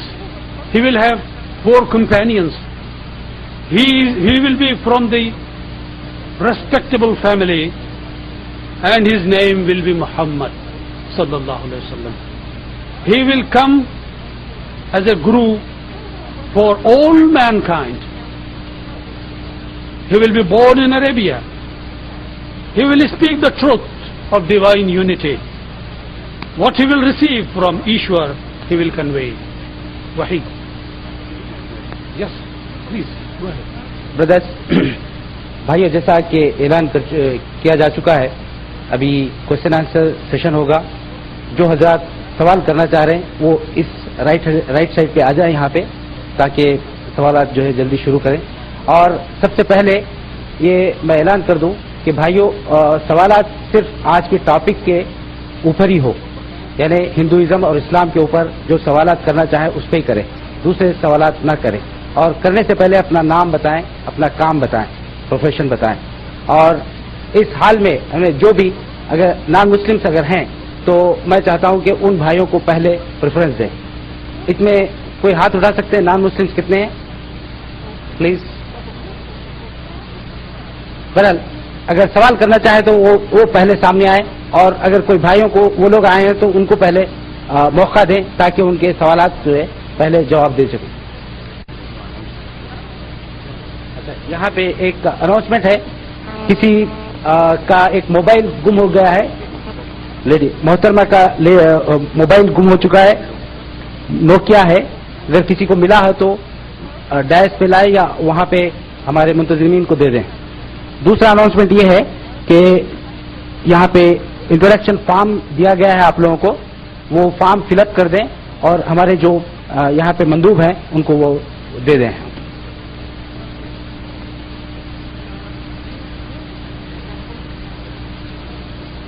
Brother Ahmad also made a mention of Ganga.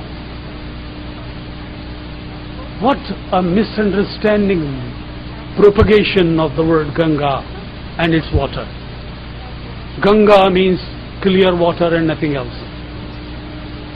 And while narrating the 5 particular characteristics of the Prophet who is to come, he said that he will come from the place where Zamzam will be available. That will be Makkah. He will teach divine unity. He will have circumcision, and he will have a book, And this book, as we all understand, is nothing but the Holy Quran, which is the last of the testaments which Allah subhanahu wa ta'ala has sent to this earth for the guidance of mankind. And he also made a mention of that he will tell the Ishwar, the God, Allah, that the responsibility, O Lord, which you have given to me, I have completed. I have completed.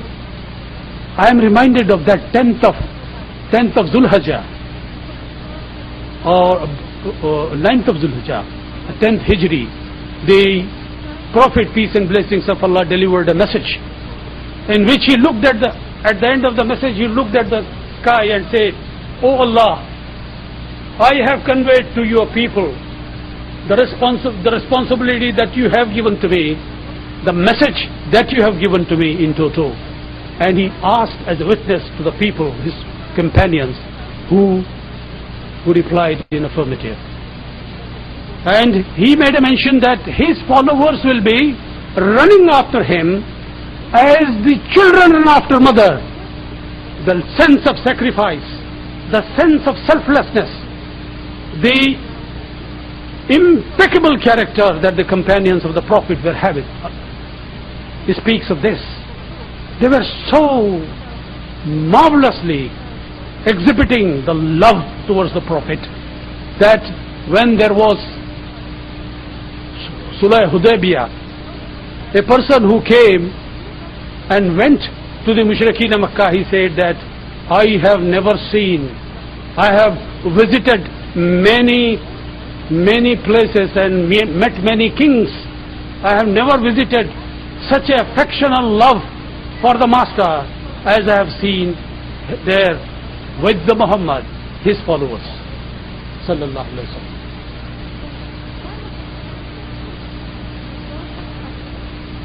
I think I must conclude because I have been ordered to conclude. But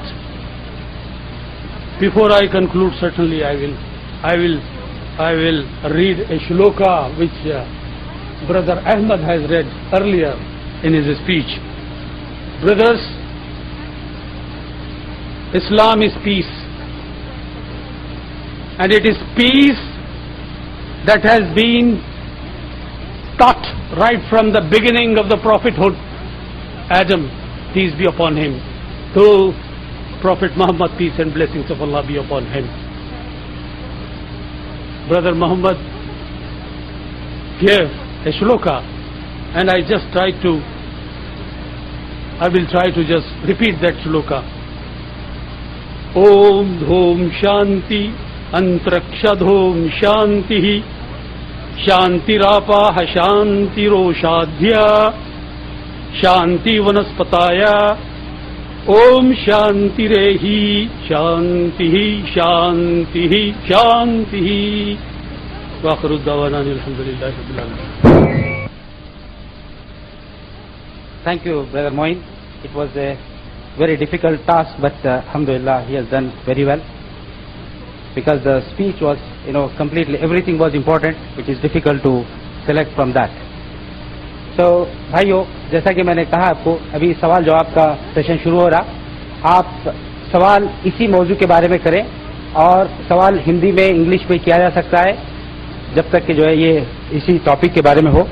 तो मैं दावत देता हूं भाइयों से, और अगर गैर मुस्लिम भाई हैं तो वो पहले सामने आए और अपना सवाल करें, ताकि उनको जो है ये बात साफ हो जाए. जो भी हैं इधर आ जाए, मेरा ख्याल है लाइन बना ले ज्यादा अच्छा है, क्योंकि वरना मुश्किल हो जाएगी सब तक पहुंचना. इस दौरान मेरे पास कुछ लिखे हुए सवाल आए हैं. कोई तैयार है सवाल करने? अच्छा, इस दौरान मेरा ख्याल है जो सवाल मेरे पास लिखे हुए आए हैं उनका मैं सवाल करता हूं, ताकि अहमद जो है इसका जवाब देते रहें. इनको ब्रीफली दें ताकि लोग और ज्यादा सवाल कर सके. किसने हिंदू नाम दिया है, हिंदू रिलीजन का नाम दिया है, हिंदू धर्म का किसने दिया है? और इसमें 3 सवाल हैं, आप शायद इनको मिला सकते हैं. Who put the name Hindu religion, यानी इनका रिलीजन किसने नाम दिया है? What is the meaning of Hindu? why Hindu have SC, ST and caste system? Who invented this?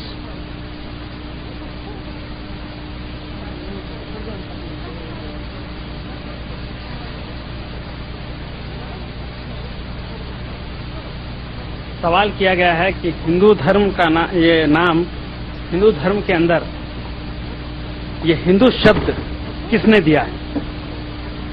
किसी भी धर्म के गुरु ने या किताब के लिखने वाले ने या किसी धर्म के ग्रंथ के अंदर हिंदू शब्द का प्रयोग नहीं है। ना किसी गुरु ने दिया, ना किसी किताब लिखने वाले ने दिया, ना आज तक के किसी गुरु ने हिंदू धर्म का नाम दिया। दूसरा, हिंदू धर्म का मतलब क्या, हिंदू का मतलब क्या होता है? इसका कोई मतलब नहीं होता, क्योंकि ये एक जगह का नाम है जिसका नाम था, पहले एक नदी थी, उसका नाम था इंदु। इंदु से जैसे जैसे जमाना तरक्की करता गया, लोग आगे बढ़ते गए, लोगों की आबादियां बढ़ते गई, नाम भी बदलते गए। इंदु से बिंदु हुआ, बिंदु से सिंध हुआ, जिसे इंडस वैली कहते हैं, और वही सिंधु से हिंद हुआ। जब पारसी लोग आए तो वो बिंदु को सिंध कर दिया, और जब अरब लोग आए तो उस सिंध को हिंद बना दिया। तो ये एक नदी का नाम है, बल्कि इससे किसी मजहब, इसका कोई मायने या मतलब नहीं है। अच्छा, हिंदू धर्म के अंदर जो वर्ग हैं 4, ब्राह्मण, क्षत्रिय, वैश्य, शूद्र, इसका हिंदू धर्म के किताबों के अंदर किसी ने ये नहीं लिखा है कि मजहब के 4 भाग किए जाएं धर्म के। कुछ लोगों को ब्राह्मण बना दिया जाए, कुछ लोगों को क्षत्रिय, कुछ को वैश्य, कुछ को शूद्र बनाया जाए। ये धर्म नहीं सिखाता, बल्कि धर्म के अधिकारी जो होते हैं, मजहब के जो बड़े लोग होते हैं, अपनी कुर्सियों पर राज करने के लिए इन्होंने समाज का बंटवारा किया है। मजहब से इसका कोई ताल्लुक नहीं है, ना मजहब की किताबों से इसका कोई ताल्लुक है। लोग अपनी कुर्सी पर हमेशा जमे रहने के लिए इन्होंने इंसानों को बांट दिया है कि चंद लोग धर्म के बड़े बने रहें, कुछ लोग, एक हिस्सा जो क्षत्रिय का है वो राज करते रहें, और कुछ लोग वैश्य रहें, यानी कि खेती बाड़ी काम करें, और कुछ शूद्र हों जो उनके गुलाम बन के रहें। ये एक धर्म के उन लोगों ने इन इंसानों पर एक बहुत बड़ा जुल्म किया है और अपने धर्म और अपनी ग्रंथों के खिलाफ किया है। इंसान, हर इंसान बराबर है, उसको 2 आंख है, 2 कान है, एक बड़े ब्राह्मण को भी है। ब्राह्मण का मतलब क्या होता है? ये ब्राह्मण जो शब्द है, इस ब्राह्मण का मतलब क्या होता है? ब्राह्मण का मतलब होता है आलिम। ब्राह्मण किसी समाज के एक हिस्से को नहीं कहा जाता, लेकिन लोगों ने बना लिया है। ब्रह्मे ब्रह्मम ब्रह्मति ब्रह्मित्वम ब्रह्म स्वामी ब्रह्मित्या। 5 चीजें जो हैं, जमीन, आसमान, आग, पानी, हवा, इन चीजों को मिलाकर एक ब्रह्मांड बनता है, यानी कि एक दुनिया, कायनात जिसे कहते हैं हम, ये ब्रह्मांड है। और इस ब्रह्मांड का पैदा करने वाला ब्रह्मा है, जिसे हम क्रिएटर कहते हैं, खालिक कहते हैं। और ब्रह्मा और ब्रह्मांड का जिसके पास ज्ञान होता है, जो इसके बारे में जानता है, उसे हम कहते हैं ब्राह्मण, यानी आलिम। जिसके पास दिन का इल्म होगा वही आलिम होगा। लेकिन आज ब्राह्मण के पास खुद न ब्रह्मा का ज्ञान है, न ब्रह्मांड का ज्ञान है, लेकिन ये मजहब के बड़े ठेकेदार बने हैं। ये मजहब के उन गुरुओं ने उन्हें ये भाग बांट करके अपने अपने भाग बना दिए, और वो अपने अपने भाग में है, लेकिन इसका मजहब से या उसकी किताबों से कोई ताल्लुक नहीं है।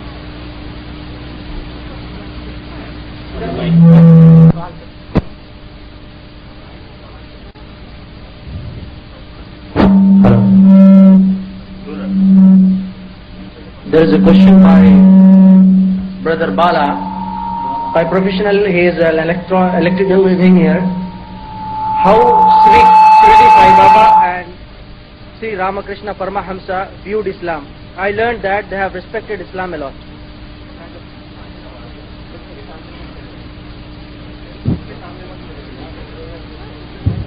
There is a question by Brother Bala.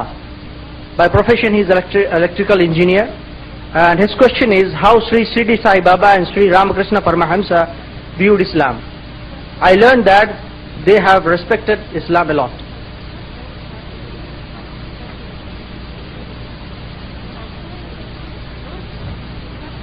Shirdi के साईं बाबा में कि सत्य साईं बाबा जिसे कहा जाता है, और कौन, और वो इस्लाम को किस तरह देखते हैं। पहले तो शिरडी के जो साईं बाबा उनके बारे में जान लें। शिरडी के साईं बाबा पैदा हुए एक हिंदू घराने में, उनकी परवरिश हुई एक मुसलमान घराने में, और वो ऐसे मुसलमान घराने में पैदा हुए जिसके वो खानदान खुद जो इस्लाम के बारे में नहीं जानता था, वरना वो इस्लाम की दावत देते। लेकिन उन्हें सिर्फ इतना मालूम था, मुसलमानों के पास जब उनकी परवरिश हुई तो उन्हें सिर्फ इतना मालूम, सबका मालिक एक है, कोई भगवान नहीं है, कोई मूर्ति नहीं है, कुछ भी नहीं है। वो हमेशा वो एक ही बात लोगों के सामने कहा कि सबका मालिक एक। लेकिन आज उनके मानने वालों ने उन्हीं को मालिक बना दिया। शिरडी के साईं बाबा का कहना यह था कि सबका मालिक एक है, सबका ईश्वर एक है। लेकिन आज, जबकि थोड़े दिन पहले ही वो एक इंसान थे, आज वो भगवान बन गए और उनके मानने वालों ने उनकी पूजा शुरू कर दी। वो इस्लाम के बारे में क्या सोचते थे, इसके बारे में ना तो कोई किताब लिखी हुई है, ना उन्होंने खुद कहा है। जी हाँ। अस्सलाम वालेकुम। मैं ख्वाजा शफीउद्दीन, मैं मास्टर्स डिग्री बिजनेस एडमिनिस्ट्रेशन में किया हुआ। मेरा सवाल है, आइडल वर्शिप कहाँ पे और कैसे शुरू हुई? पहले तो ये मानना जाता था ये लोग आइडल वर्शिप नहीं करते थे। Hindus they were not the idol worshippers previously as they were Aryans. If you please show some light on it. Thank you. मूर्ति पूजा, इसके बारे में मेरे पिछले कई बार मैंने बताया कि मूर्ति पूजा कैसे शुरू हुई।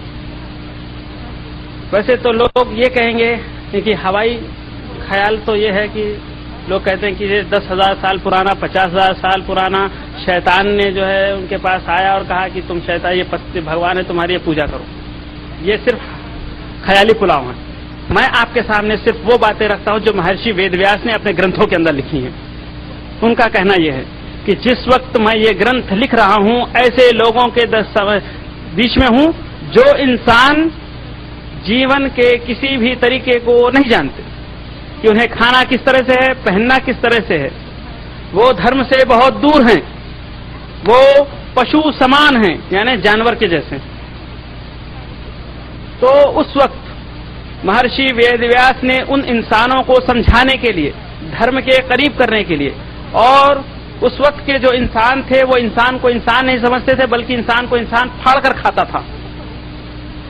तो ऐसे नरभक्षी यानी कि इंसानों को खाने वाले इंसानों को समझाने के लिए उन्होंने 3 मूर्तियां बनाई, ब्रह्मा विष्णु महेश। 3 मूर्तियां बनाई और कहा ये तुम्हारे ईश्वर हैं। और वो खुद लिखते हैं कि मैंने 2 पत्थर उठाए और लोगों को जमा किया और उस मूर्ति के सामने जाके मैंने मारा, जिससे एक चिंगारी निकली, और मैंने कहा कि देखो ये ईश्वर बड़े ताकतवर हैं, वरना ये तुम्हें आग में जलाएंगे। तो ये मूर्ति पूजा वहां से निकली। लेकिन ब्रह्मा विष्णु महेश के माने उन्होंने फिर दूसरी जगह सामवेद के अंदर लिखे। उन्होंने ब्रह्मा का मतलब बताया है खालिक, इस कायनात को, ब्रह्मांड को पैदा करने वाला, जिस तरह से मैंने अभी बताया आपको। विष्णु का मतलब होता है सस्टेनर यानी कि हिफाजत करने वाला, मुहाफिज कायनात। और महेश का मतलब होता है बर्बाद करने वाला, प्रलय लाने वाला। इससे यह बात मालूम हुआ कि उन्होंने सिर्फ लोगों को समझाने के लिए, क्योंकि वो लोग जुल्म करने वाले थे, इसलिए उनकी ज्यादतियों से बचाने के लिए, लोगों को महफूज रखने के लिए धर्म का, उन पत्थरों का, उन मूर्तियों का एक सहारा लिया उन्होंने। उनके समझ में जिस हिसाब से भी आए उन्होंने उसको सही समझा और लोगों को उसके धर्म के करीब किया। लेकिन इससे धर्म का कोई ताल्लुक नहीं है, धर्म ग्रंथों का कोई ताल्लुक नहीं है, बल्कि धर्म ग्रंथ 33 करोड़ में से किसी एक भगवान का नाम लेकर उसकी पूजा का हुक्म नहीं देते हैं। जी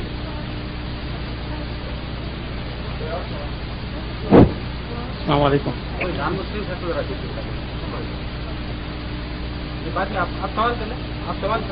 आप सवाल करें। अस्सलाम वालेकुम। और नहीं है धर्म ग्रंथ का हुक्म, धर्म ग्रंथ बल्कि 33 करोड़ भगवान पूजा का धर्म ग्रंथ भगवान पूजा का, बल्कि धर्म ग्रंथ पूजा का हुक्म, भगवान का नाम, एक भगवान का नाम लेकर उसकी पूजा का हुक्म नहीं देते हैं जी।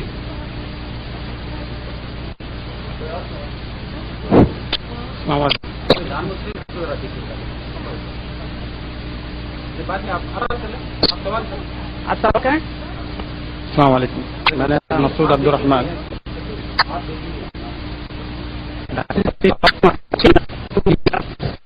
इतनी बड़ी किताब लिखी गई जिसे रामायण ग्रंथ धर्म की एक पुस्तिका बना दी गई। दूसरा महाभारत भी इसी तरह से है। महाभारत यानी कि भगवत गीता, महाभारत का वेदों से कोई ताल्लुक नहीं है, बल्कि महाभारत भगवत गीता के अंदर कुछ ऐसे श्लोक हैं जो इस मूर्ति पूजा से बहुत दूर। श्लोक ये कहते हैं कि मूर्ति पूजा करना मना है, पत्थर, पहाड़, झाड़, इन चीजों के सामने तुम मत झुको। तो मैं समझता हूं आपका जवाब मिल गया। यहाँ पे लिखे हुए कोई सवाल, यहाँ पे कुछ लिखे हुए सवाल आए थे जिसमें मेरा ख्याल है कुछ जवाब आ चुके हैं। इसमें एक सवाल है कि ये हिंदू की जिंदगी में कौन सी किताब, कौन सी उनकी मुकद्दस किताब का दखल ज्यादा है? हिंदू धर्म के अंदर सबसे ज्यादा अहम मानी जाने वाली किताब उनकी वेदास है, जो 4 हैं, ऋग्वेद, यजुर्वेद, सामवेद, अथर्ववेद। ये चारों वेदों में से जगह जगह से थोड़े श्लोक निकाल करके एक किताब बनाई गई जिसे हम कहते हैं भगवत गीता। लेकिन ये कोई स्पेशल बुक नहीं, बल्कि उसी में से निकाल करके एक किताब और बनाई गई, क्योंकि चारों वेदास लोग नहीं पढ़ सकते, लिहाजा लोगों को समझ में आने के लिए मेन श्लोक जो है वो गीता की शक्ल में लिखे गए।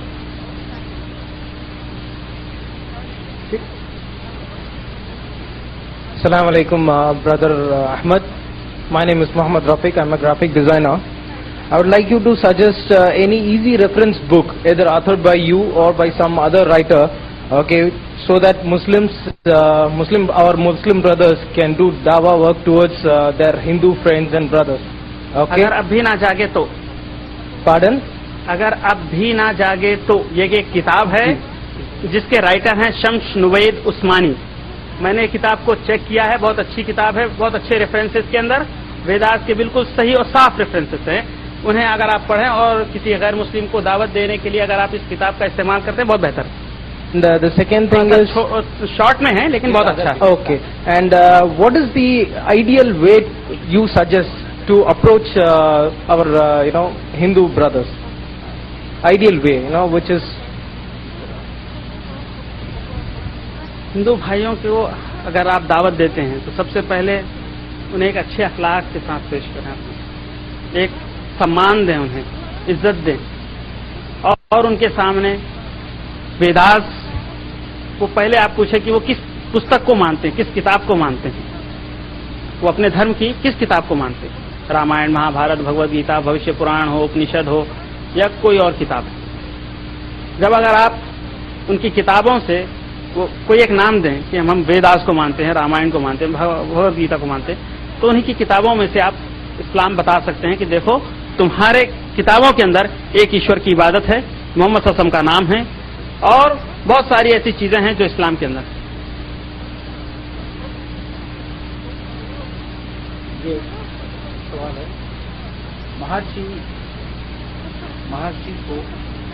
महर्षि मेरा ख्याल है वेद व्यास की बात कर रहा हूँ। महर्षि को इतना ज्ञान कहाँ से हासिल हुआ? क्या कोई फरिश्ते से या कहीं और?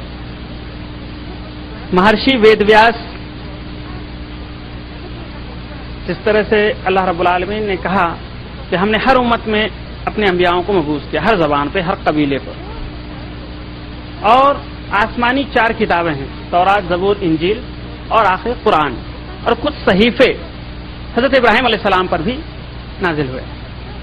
हो सकता है ये कोई पक्का नहीं है, ना इसका कोई सबूत मिलता है, लेकिन पुराने अंबियाओं के कुछ किताबें या कुछ सहीफे उनके हाथ लगे हों या उसके बारे में उनको कुछ थोड़ा बहुत मालूम रहा हो, तौहीद का कॉन्सेप्ट या आने वाले किसी नबी का, क्योंकि हर नबी ने एक आखिरी नबी के आने की खुशखबरी दी है कि एक आखिरी नबी आएंगे।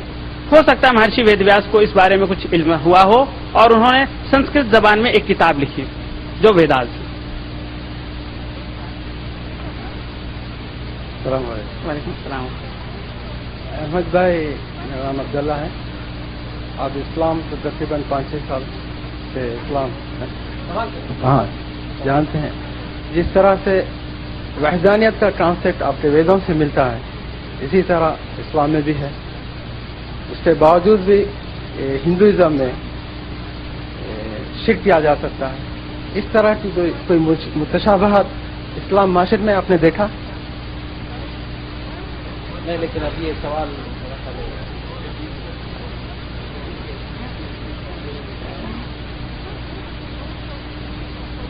ये जरूरी होगा इस सवाल का जवाब।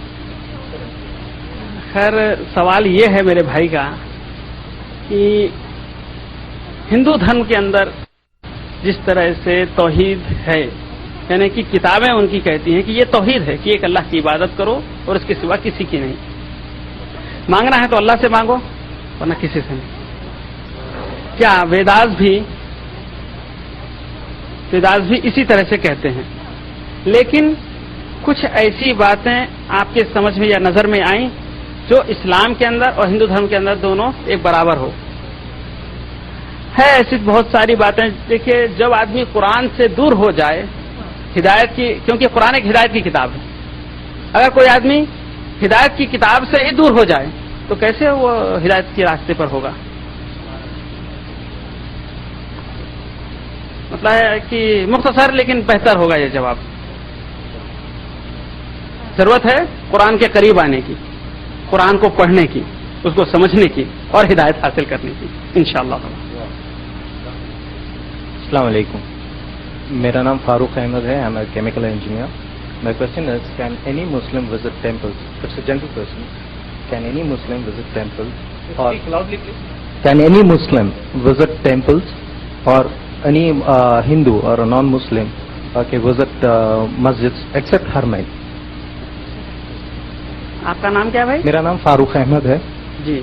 Chemical engineer. बेहतर होगा कि आप मेरे समझ में आने वाला सवाल, मतलब मेरी जबान में बोलें तो सवाल ये है कि क्या आम मुसलमान मंदिरों को जा सकता है? आम मुसलमान मंदिरों को जा सकते हैं सिर्फ इस नियत से अगर वहां पर कुछ दीन की बात लोगों को समझाना हो तो, जिस तरह से मैं जाता हूँ। अच्छा, ओके। और क्या नॉन मुस्लिम? अल्लाह अकबर।